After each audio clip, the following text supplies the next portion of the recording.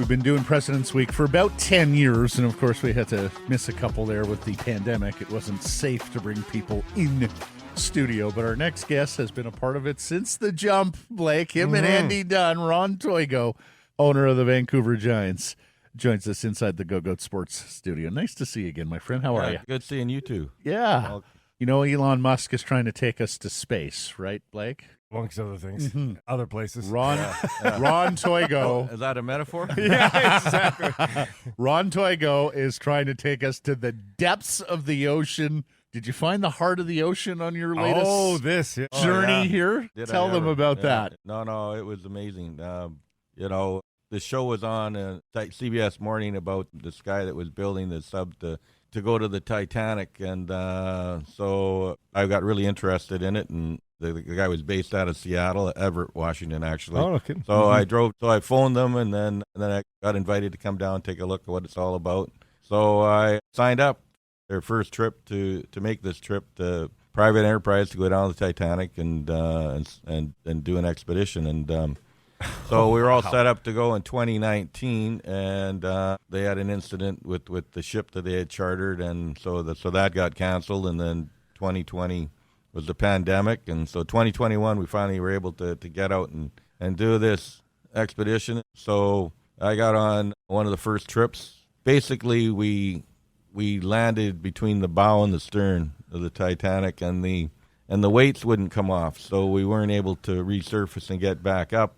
So what? After they explained it all to me, the weights were on these squibs, and in 24 hours they rust off, and you float back up, and it's 24 hours, yeah. Okay. So 27 hours at the bottom of the ocean, right? So we talked about just go parking in front of the bow of the Titanic and stay the night, waiting for the weights to come off. And then we could have done our tour around the Titanic and looked at everything. But it wasn't unanimous. People wanted to get back to the surface when some anxiety was starting to set in. One would think. Cabin fever, yes. Yeah. Small quarters. We were only 2.5 miles under the sea, so I thought, it's not that far to go, is it? Oh, my God. So here he is, Jacques Cousteau, deep sea explorer, Ron Toigo. So you could always drop the bottom of the sub and pop to the top, but that was very extensive and expensive for the guy that owned he was out of business for the rest of the year. So, so we were looking for other options, and we tried powering up, and we ended up using,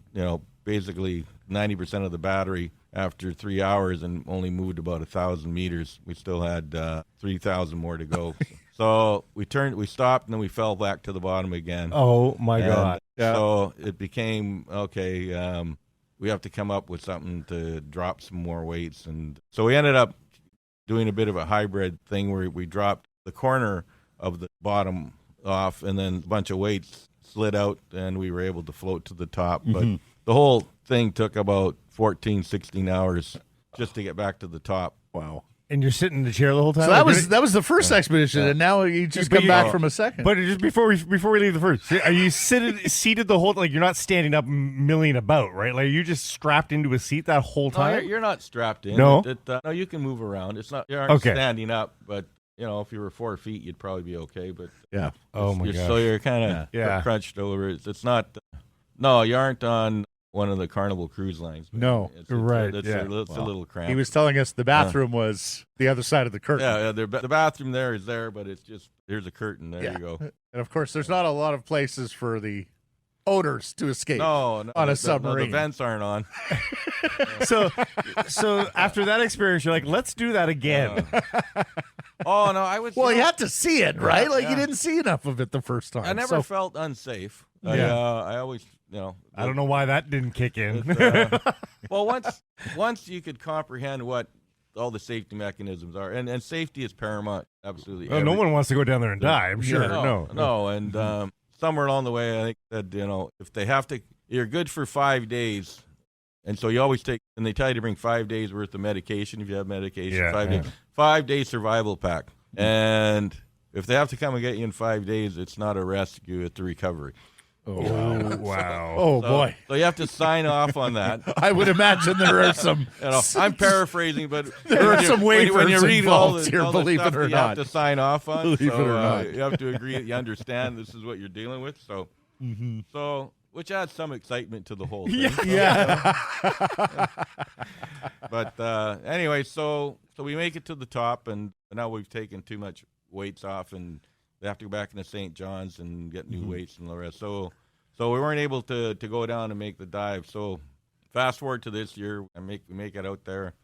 And so you launched from Canada, from St. John's? From St. John's, 500 St. miles John's, east of St. John's. So 480 who's counting. Yeah, this is the North Atlantic, so it's not the most cooperative body of water. And when we're coming out, the weather's changing on us, so we see there's a window. We were slated to do 5 dives, and we got 2 in. And so when I was fortunately on the first dive, so when we got there, it was basically we got there about 4 a.m. By 8 o'clock in the morning, we were ready to go and set to go. And because we wanted to make sure we got this window, because the trip before us, when they came up, it was too rough. They couldn't recover the subs, so they had to wait 27 hours before you can get off the thing.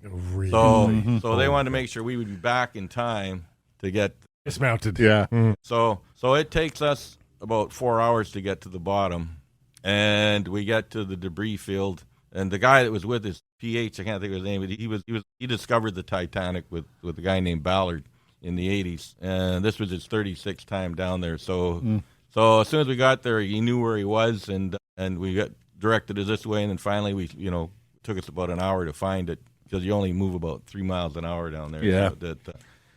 So you see it on the sonar. First thing you see is some plates from the Titanic, and then you start seeing other pieces of debris, piles of coal from the ship, and we come up to the starboard back of the bow where it's broken off, and then come back around, so he heads up, and then we come back down at the bow, and then you see it just like all those images. You see, it was pretty.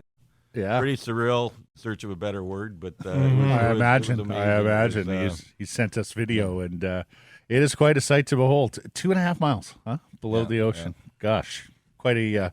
So it was quite a trip, and well worth it. If anybody has the opportunity, I highly recommend it. This story's been good enough. I'm good. I'm good.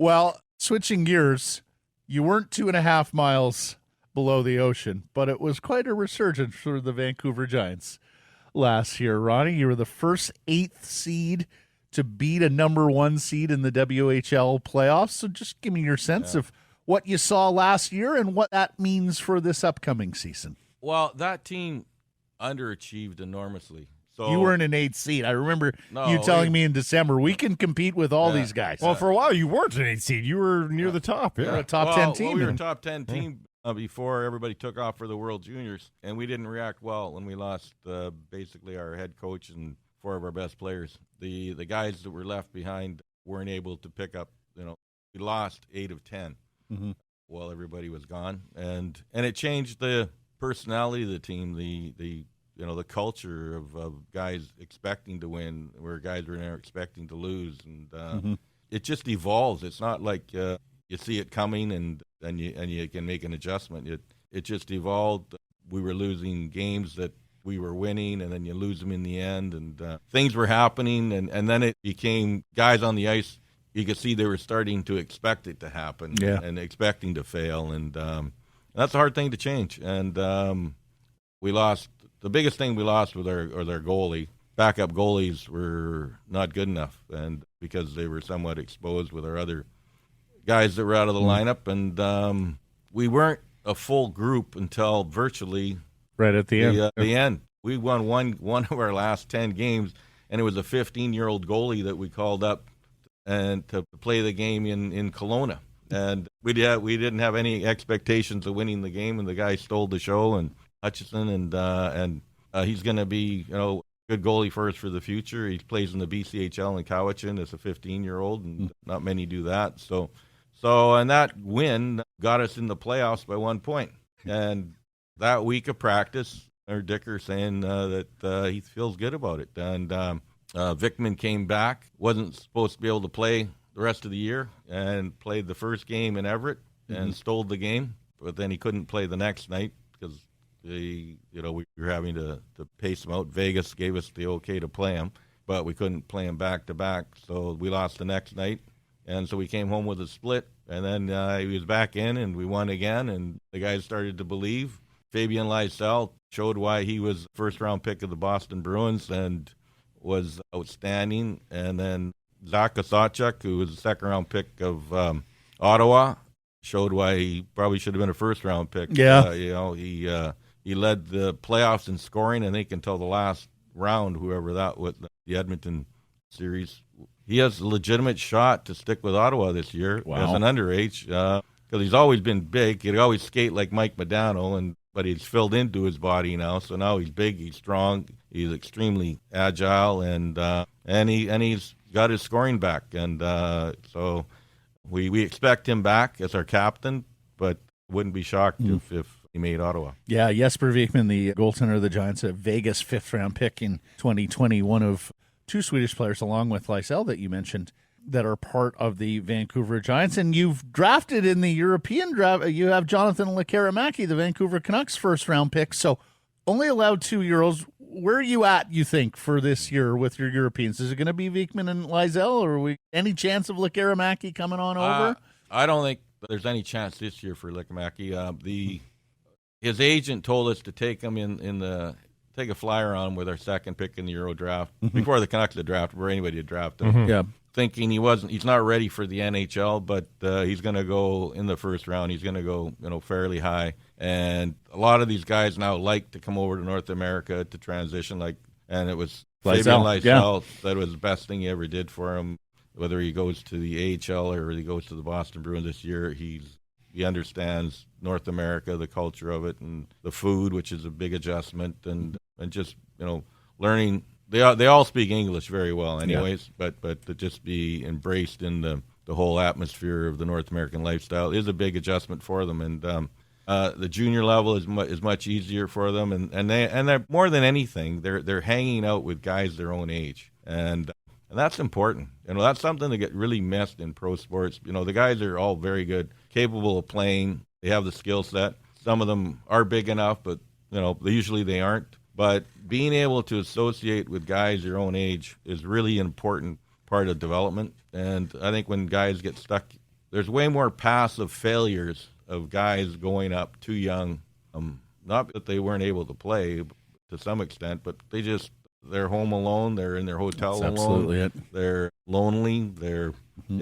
Gillis used to say to us all the time, like, if we bring 19 and 20-year-olds into our operation, understand they're with us for like 2 to 3 hours a day. The rest of the time they're on their own, and they've got to make good choices. And a lot of 19, 20-year-old kids just can you imagine aren't in us the with disposable income living in a nice city like this? Like it's dangerous, absolutely. Yeah, or anywhere. Yeah. Anywhere. Exactly. You can find it wherever. Yeah, exactly. Like especially the 18-year-olds, they get signed to big money and dropped into places that they don't know, and lots of time, big money. Yeah. Yeah, bad things can happen. It's a bad mix. You're going to ask him, Blake. Where's the cycle at right now with junior hockey? Of course, there's always that rise and fall of your age groups and other. So where are we right now? Because I'm sure that the pandemic and all that sort of disrupted some cycles here.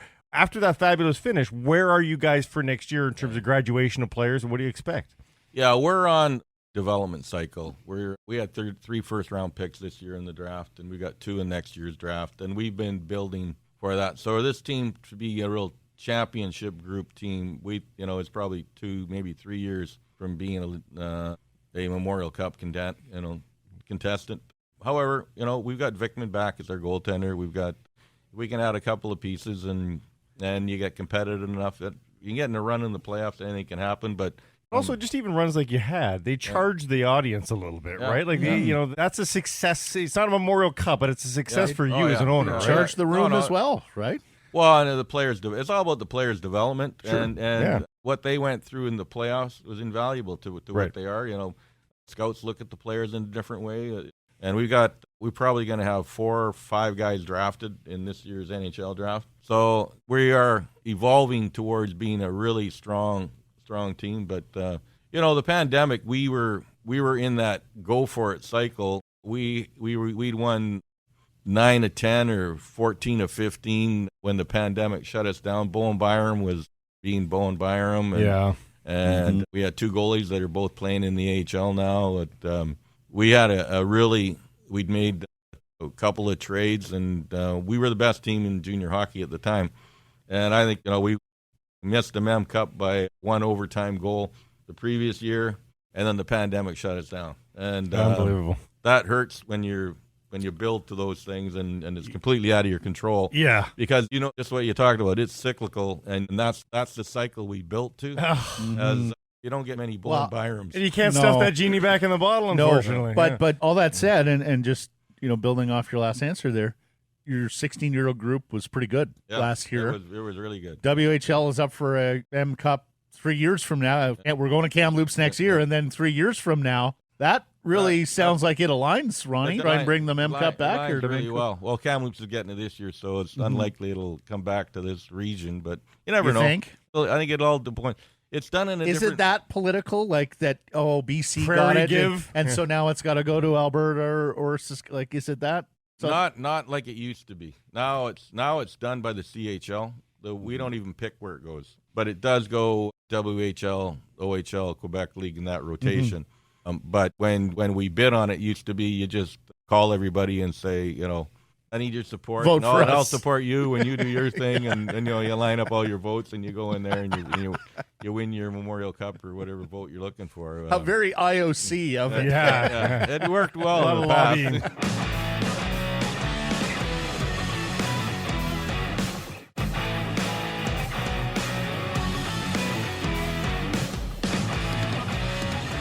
past. Bo had such a tough year last year, and yet, through no fault of his own, again, poor kid with his head. But boy, did he finally, when he got in, settled in, and he's Bowen Byram again. We were looking on and going, holy cow, are we going to get robbed of Bowen Byram's career here? Were you as worried as we were? Well, I talked to him in December, and I was really worried for him because, we talked about, what Sid went through, and he took a year off, and, sometimes you just have to go through these things and get it figured out. It's not the end of the world. And Sid's been great since, Sid's right? been great since, and, until this year when he took a couple knocks.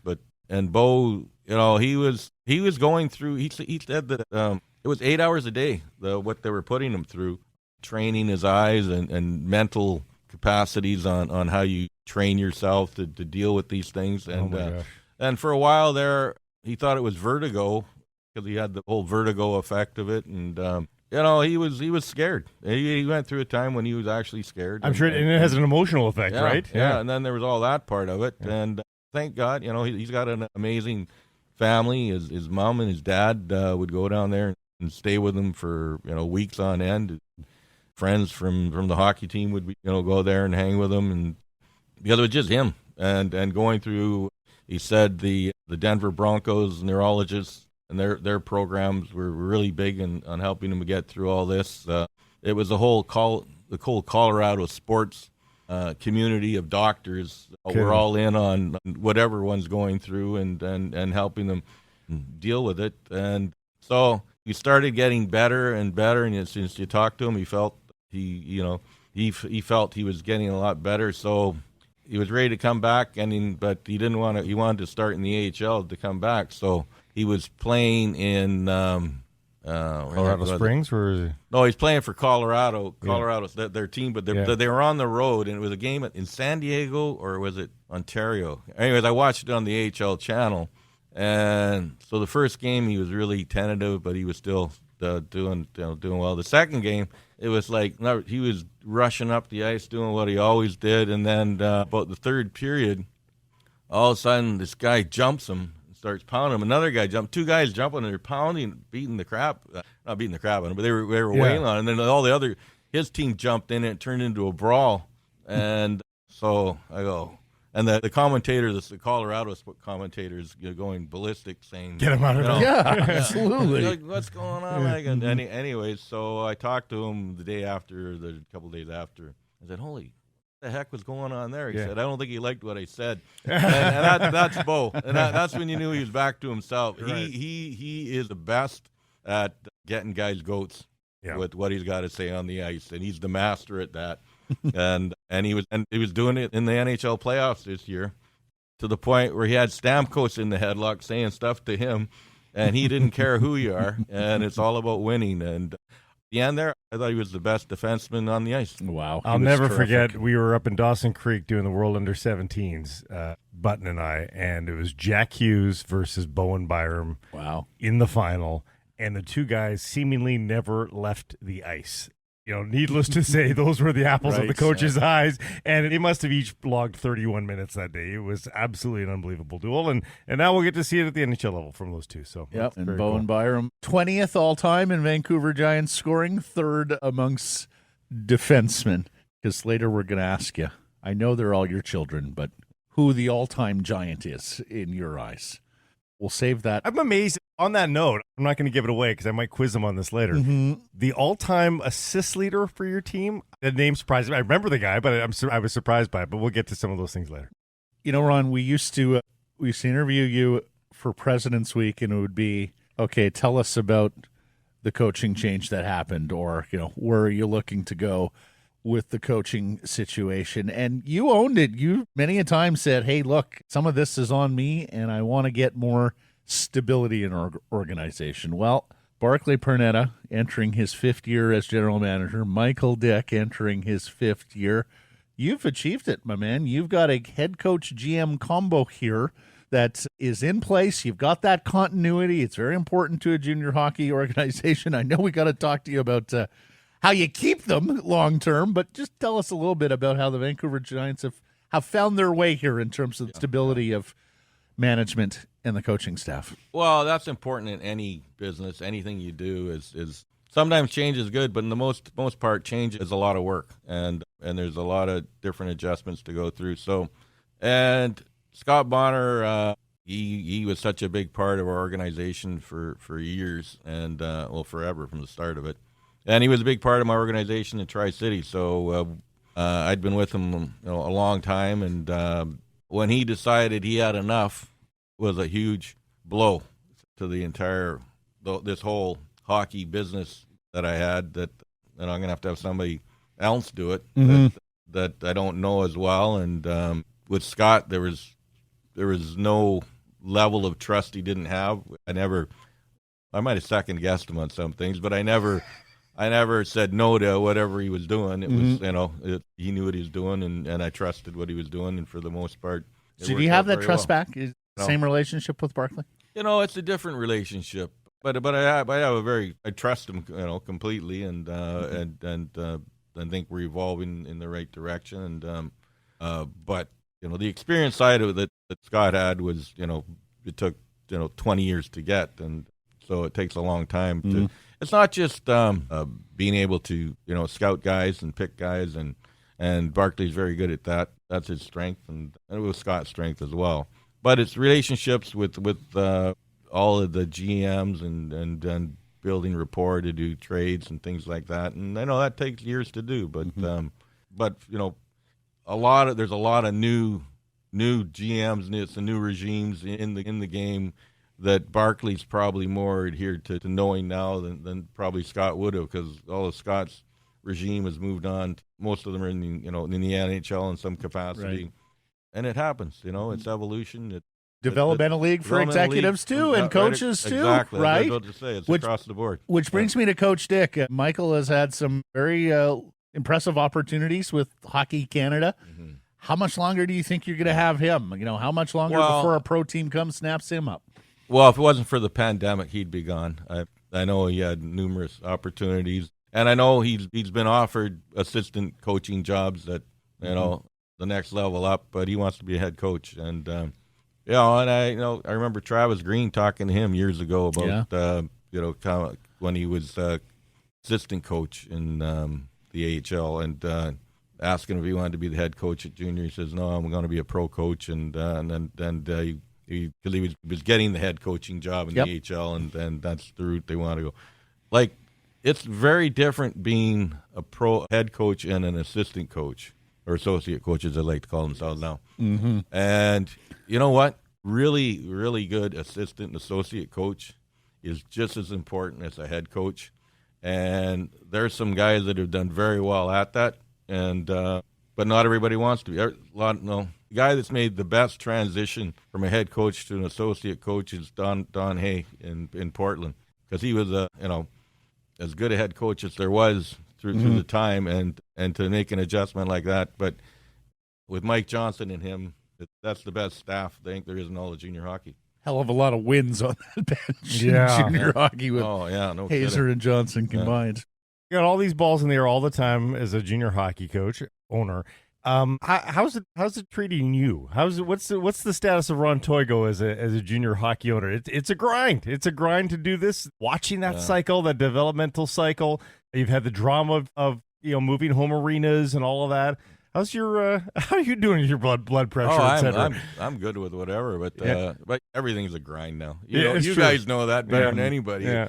Life and business is a grind, but it's rewarding. Like, the thing about this level is it's all about the development of your guys, not just as hockey players, but as they come as boys, they leave as men, and for the most part, they leave as real solid men that are really contributing to their community, society, whether they move on to the pro hockey or they move on back to school and get their degrees on whatever they decide to go, and they come back and they come to our alumni stuff and they stay part of it.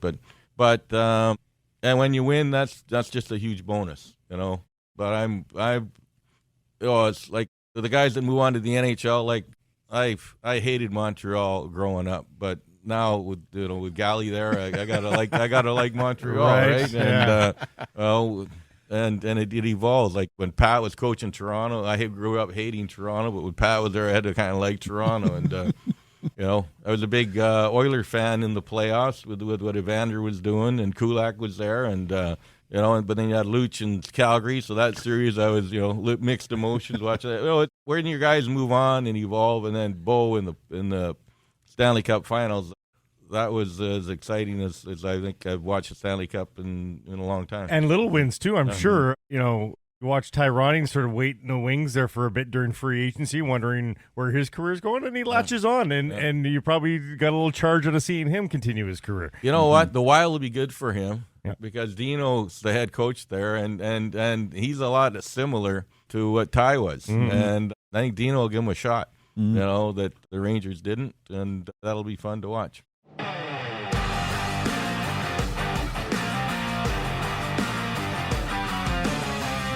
Seems the appropriate time. We've run through all these, alumni. Some of them who have gone on to NHL stardom. Who is the all-time Vancouver Giant in your mind's eye?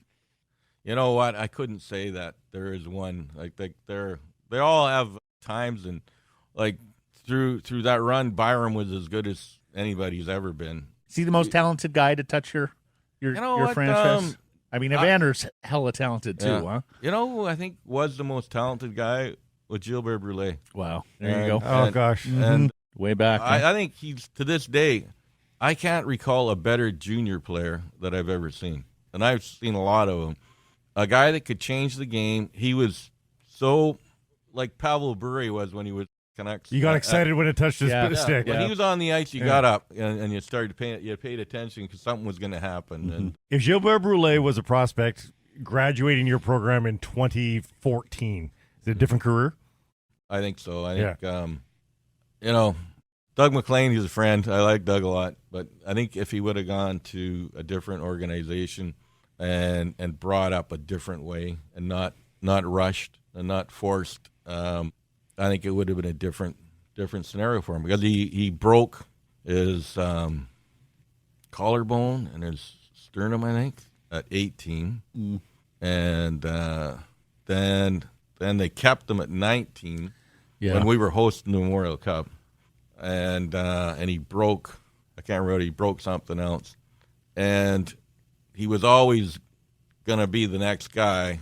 But if he would have, done the 9 games, had the cup of coffee, and told you got a shot, and let him develop and bring him up at 20, I think he would have had a really decent career. And you know what? When Pat had him in Edmonton, he had him going again. He got, I think, almost 20 goals under Pat in Edmonton, and then the wheels fell off. Ronnie, it's funny. I saw it firsthand in Ottawa with Alexander Daigle, a high draft pick that an expansion team needs to play quickly. and is thrust into the fire, and so much so that even their stories after the fact were similar, that, maybe they just didn't want it as much as some of the people around them. How's life at the LEC? You happy there? Yeah, it's good. It's the pandemic hurt everybody, and Yes. it took a while to get people back. But when we started going in the playoffs, the building was full again. The building was rocking again, and the atmosphere was as good as any arena. But even in these last 10 years, too, it feels like the LEC is less out there for people. Like, it feels like it's centralized. Well, because everybody moved there. That's what I'm saying. That's what I'm saying. Like, it's now not out there. It's just there, right? Right. Yeah. No, it's no question about it. God, I bet you there's 200,000 people that have moved there since we Oh, Right. boy. down So there. probably since the last time we did President's Week. An AHL team in Abbotsford, has that affected your business at all? I think so. No question about it. I don't know to what extent, because we had the half capacity rules. You had the COVID issues, but there's no question. There's people that are going to those games that used to come to our games, or people are going to half our games and some of their games. There's only so many. It's like restaurants. You're only going to eat one meal, right? Mm-hmm. You're going to go to one restaurant at a time, and we're in the same What would you boat. know about that, Ron? I was going to say, yeah. I only go to White Spot, Ron.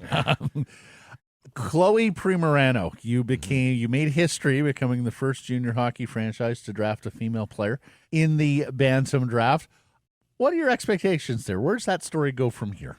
You know what? I'm really looking forward to seeing her at training camp, playing in our rookie group, our young group, and she'll hold her own. She'll be she's going to be very competent. Like I watched her play at the finals in Penticton, where we go every year, which is where they all have their final playoffs, and I watched her play for at least half the first period, and there was just somebody out there with a ponytail. I just thought it was a guy with long hair, and I turn over to Terry Bonner, who's our head scout, and I go, "Is that a girl?" And he goes, "Yeah." And he goes on about how good she is. And I go, "Wow, she's amazing." Because smart player, very capable of playing. I don't think she's physically, they just won't develop to the point to be able to play at the Western Hockey League level. But to be drafted in the Bantam draft was warranted based on how good she is. Like, she's playing in the top league in the country and is on the top two pairings of one of the best teams in that league. And if she was male, she would have gone in probably the top two rounds. Wow. And but there is still a physicality issue that comes into play. But we will be able to help her, evolve to being a very good, probably Olympic player for Canada. That's the thing. That would be your point of pride, right? You see her on the big stage, like Absolutely. And by her coming to one or two or three of our camps to help her evolve to her next level is a big help to her, and going to be fun to watch. And one day on an Olympic podium with a gold medal around her neck, singing "O Canada." November 25th, Regina Pats visit the LEC. This has got to be the biggest game since, of course, North Vancouver's Connor Bedard, his one and only visit to the LEC. Will that be sort of the biggest draw? It will be. No question about it. He is amazing. He is the next Connor. You remember the last time there was a buzz about an opposing player like that? Well, what would be the comparable? No. Sydney in the Q, Connor McDavid in the O. This is basically the WHL's guy. He's first overall. I can't remember the last time the Western Hockey League had a first overall automatic pick. I can't think of any. The only buzz I can think about is when Sid was supposed to be here for that prospects game. Game. Yeah, that's about it. Anyways, get your tickets for that one quickly. In fact, get your tickets, period, for what promises to be an exciting year for the Vancouver Giants at the LEC. It's great seeing you, my friend. All right, thanks, and great seeing you guys. And thanks so much for and this. Enjoy the rest of the summer that's about to start this week. Ron Toigo, everybody. Thanks, guys.